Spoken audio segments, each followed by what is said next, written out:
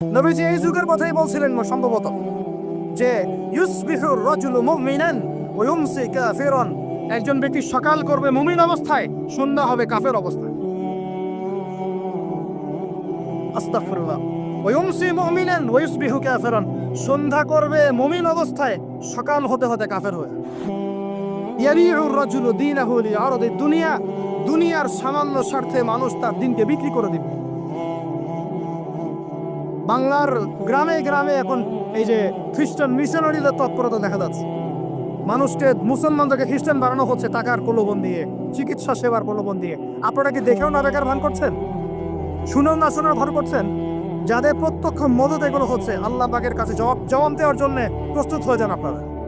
দুনিয়াতে হয়তো কিছু হবে না, কেউ কিছু করতে পারবে না, কিন্তু কাল কিয়ামতে কে ছাড়ে আপনাকে তাই দেখে নেবো আপনার। বিশ্বাস করেন, ওমর রাদিয়াল্লাহু আনহু বলছেন, যে কোরআন হাতে নিয়ে বলছি আমি, ওমর ইবনে খাত্তাব রাদিয়াল্লাহু আনহু একদিন তার উটের ময়লা পরিষ্কার করছেন, যখন তিনি অর্ধেক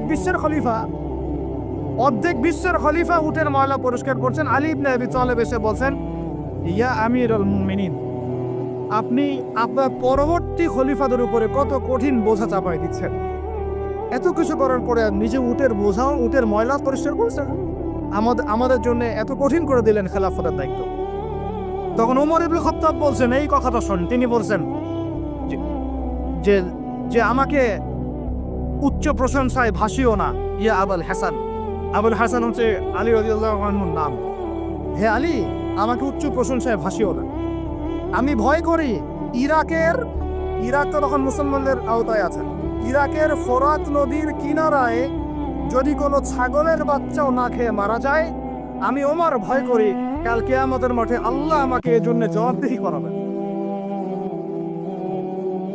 কি বুঝলেন?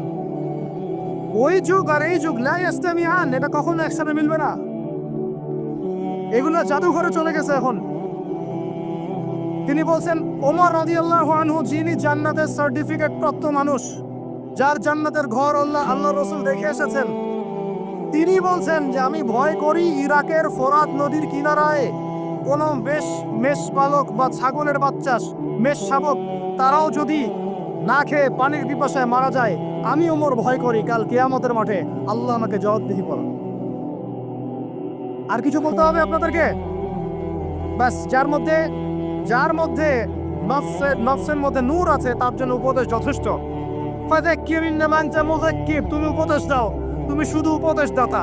লাস্তা আলাইহিম বিমুসাইতির, তুমি কারো প্রতি দারোগা নও।